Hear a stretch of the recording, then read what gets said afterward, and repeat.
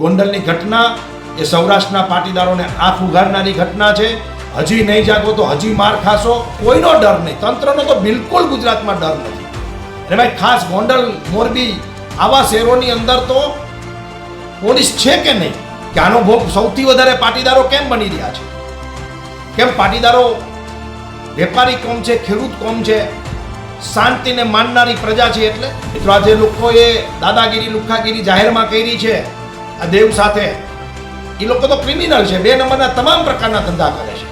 આની પહેલા પણ એની પર અપહરણની એક પાટીદાર યુવાને કરેલી ફરિયાદ છે કે આમાં ક્યાંક ને ક્યાંક પોલીસ ભાગીદાર હોય છે, ક્યાંક ને ક્યાંક તંત્ર એને છાવરી રહ્યું છે, ક્યાંક ને ક્યાંક એના મોટા નેતાઓ સાથેના કનેક્શન છે. તો આ લુખ્ખાઓનો વરઘોડો નીકળે કે નહીં? આ સવાલ છે જયરાજસિંહને, ગુજરાતના ગૃહમંત્રીને અને ગુજરાતના પોલીસ વડાને અને ગોંડલની પોલીસને. આ ગુજરાતને યુપી, બિહાર અને મિર્ઝાપુર કોણ બનાવી રહ્યું છે? આ સવાલ છે પાટીદાર આગેવાન મનોજ પનારાનો. પાટીદાર આગેવાન મનોજ પનારાનો એક વિડીયો સોશિયલ મીડિયા પર વાયરલ થયો છે એ સંદર્ભમાં કે જ્યાં ગોંડલમાં એક પાટીદાર યુવક પર હિંચકારો હુમલો થયો. ત્યારબાદ આખી ઘટના પ્રકાશમાં આવતા જ પાટીદાર સમાજ રોષે ભરાયો છે. નમસ્કાર, આપ જોઈ રહ્યા છો ન્યૂઝ રૂમ અને આપની સાથે હું છું ભાવિક. પહેલા તો તમે અમારી ચેનલને સબસ્ક્રાઇબ ન કરી તો અમારી ચેનલને સબસ્ક્રાઇબ કરી લો, બેલ આઇકનને દબાવી દો જેથી કરીને પડે પડના સચોટ સમાચાર તમને તમારા મોબાઈલ પર તરત જ મળી રહે. વાત ગોંડલની છે. ગોંડલ ચર્ચામાં સતત 15-20 દિવસથી આવી રહ્યું છે. ત્યાં બીજી એક ઘટના બની. પાટીદાર આગેવાનના એક છોકરો કે જેમને ઢોર મારવામાં આવ્યો, એ આરોપીઓ કે જેના વિરુદ્ધ કડકમાં કડક કાર્યવાહી થાય તેને લઈને પાટીદાર સમાજ હવે મેદાને આવ્યો છે. ગઈકાલે એક મિટિંગનું આયોજન કરવામાં આવ્યું હતું ને ત્યાંથી તંત્ર અને પોલીસને ચીમકી ઉચ્ચારવામાં આવી. મનોજ પનારાએ સવાલો કર્યા કે ગાંધીનું ગુજરાત છે, શાંતિ ડહોળવાના પ્રયત્ન થઈ રહ્યા છે, માર જૂટ, મર્ડર, લૂંટફાટ આ બધું જ થઈ રહ્યું છે. નાની નાની વાતોમાં ચાકા, છરીઓ, તલવારો કાઢીને લોકો નીકળી પડે છે. શું આ છે આપણું ગુજરાત? શું આ છે આપણા ગુજરાતના સંસ્કાર? શું આ છે આપણી ગુજરાતીની અસ્મિતા?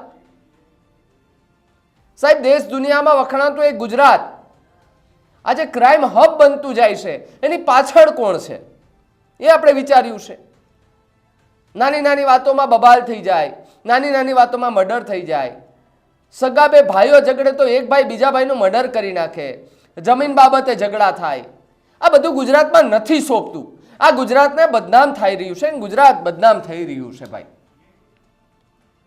ક્રાઇમ રેટ ઘટવાને બદલે ગુજરાતમાં ક્રાઇમ રેટ વધી રહ્યો છે. ગુજરાતમાં હવે લોકો કહી રહ્યા છે કે હવે આ ગુજરાત રહ્યું નથી. આ ગુજરાતમાં યુપી, બિહાર અને મિર્ઝાપુર જેવી સ્થિતિ થઈ ગઈ. ન જાણે નાની વાતે છરીઓ, ચાકા ઉછાળી અને મારી નાખવા, કૂટી નાખવા, ધોઈ નાખવા, પાડી દેવા, બસ આ વસ્તુ ગુજરાતમાં દિવસે ને દિવસે વધતી જાય છે. કાયદો અને વ્યવસ્થાની સ્થિતિની વાત કરતી પોલીસ અને સરકાર સામે પડકાર ઊભો થયો છે કે સાહેબ તમારાથી થશે કેમ કાયદો અને વ્યવસ્થાની સ્થિતિ કાબૂમાં? કેમ પોલીસનો ડર નથી રહ્યો? રાજુ સખિયાએ પહેલા વિરોધ કર્યો, ત્યારબાદ મનોજ પનારા પાટીદાર આગેવાન તેમનો પણ એક વિડીયો આવ્યો જે સંદર્ભમાં કે જ્યાં પાટીદાર સમાજના એક યુવકને મારવામાં આવ્યો.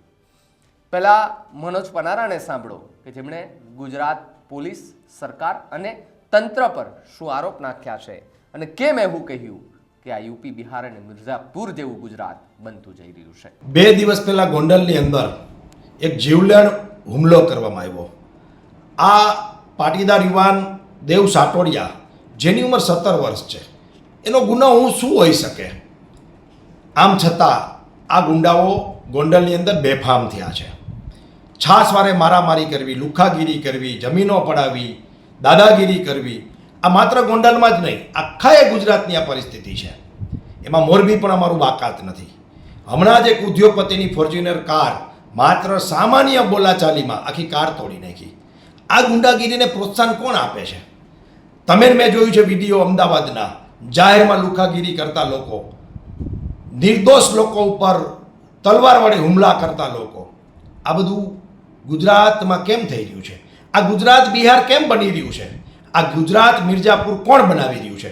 આ સવાલ આજે ગુજરાતની જનતા પૂછી રહી છે, સામાન્ય પબ્લિક પૂછી રહી છે કે આવું ગુજરાત તો નહોતું.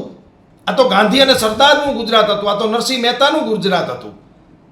આજે આ લુખ્ખાઓનું ને ગુંડાઓનું, ભૂમાફિયાઓનું, વ્યાજખોરોનું ગુજરાત કોને બનાવ્યું અને કોણ બનાવી રહ્યું છે, આની પાછળ કોણ છે?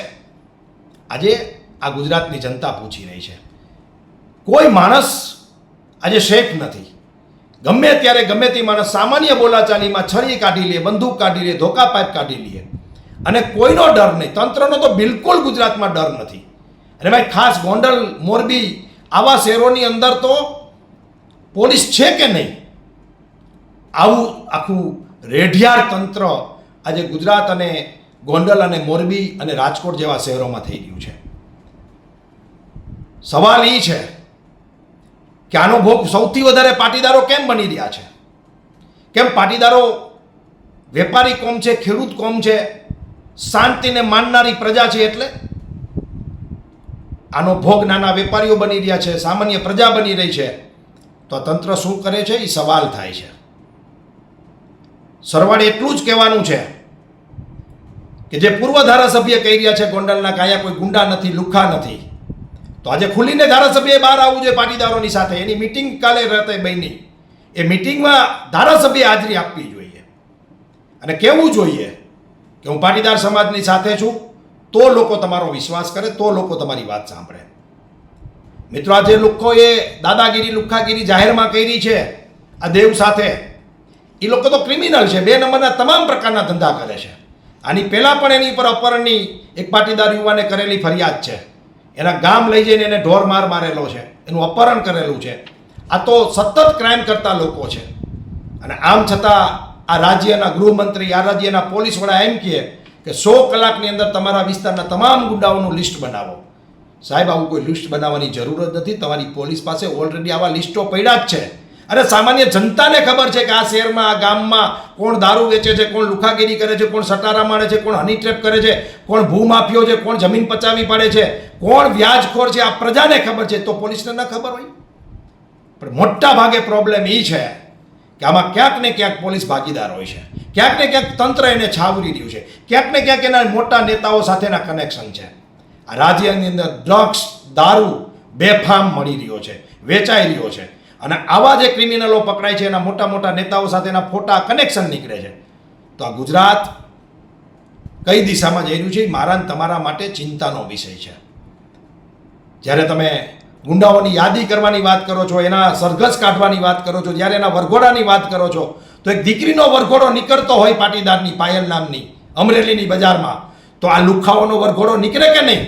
આ સવાલ છે જયરાજસિંહને, ગુજરાતના ગૃહમંત્રીને અને ગુજરાતના પોલીસ વડાને અને ગોંડલની પોલીસને કે આનો નીકળવો જોઈએ કે ન નીકળવો જોઈએ. અને જો આનો વરઘોડો ના નીકળે જાહેરમાં, તો સમજવું કે તમે બાવલા દવલાની નીતિ રાખો છો, સમજવું કે તમે જે ખરેખર ગુંડાઓ છે એમાં તમારું કાંઈ ઉપજતું નથી, તમારાથી કાંઈ થતું નથી અને નિર્દોષ અને સામાન્ય નાગરિકો ઉપર તમે અત્યાચાર અને અન્યાય કરી રહ્યા છો. ઘણું ઘણું કહેવું તો ઘણું ઘણું કહેવાય એમ છે આ વિષયમાં. પરંતુ ગોંડલની ઘટના એ સૌરાષ્ટ્રના પાટીદારોને આંખ ઉઘાડનારી ઘટના છે. હજી નહીં જાગો તો હજી માર ખાશો, હજી નહીં જાગો તો હજી અન્યાય અને અત્યાચાર સહન કરવો પડશે. આ તમારા માટે લાલ બત્તી સમાન કિસ્સો છે. વધુ નહીં કહેતા એટલી જ વાત કરીને કહું છું કે પાટીદારોને કે અન્યાય કોઈનો સહન કરો નહીં અને કોઈની સાથે અન્યાય કરો નહીં. આ વાત સાથે હસતું. ગોંડલની અંદર જે ઘટના બની એ ઘટનાના પડઘા હવે છે ગુજરાતભરમાં પડી રહ્યા છે. પાટીદાર સમાજના લોકોમાં હવે આક્રોશ જાગી રહ્યો છે કે જે થયું છે એ ખૂબ ખોટું થયું છે. તેને લઈને હવે તંત્ર, પોલીસ પર ચીમકી ઉચ્ચારવામાં આવી છે કે કાયદો અને વ્યવસ્થાની વાત. અને ખાલી પેલું હેશટેગ ટ્રેન્ડ થયું હતું ને 2 દિવસ પહેલાં, તે પેલું હેશટેગ ટ્રેન્ડ થયું હતું ને 2 દિવસ પહેલાં કે માત્ર 100 કલાકની અંદર ગુનેગારોના લિસ્ટ તૈયાર કરવામાં આવે. એ લિસ્ટોમાં તો બુટલેગરોના નામ પણ હતા ભાઈ. દારૂબંધીવાળા ગુજરાતમાં દારૂ ક્યાંથી આવે છે તો આ બુટલેગર ક્યાંથી પેદા થઈ જાય છે? એમને પેદા નથી થતા, આપણે કરીએ છીએ. એમને પૈસા એ આપે છે, આપણે હપ્તા લઈએ છીએ. બાકી કાયદો અને વ્યવસ્થાની સ્થિતિ કથળેલી હાલતમાં ગુજરાતમાં ન હોય, પરંતુ છે, સ્વાભાવિકપણે વાસ્તવિક છે.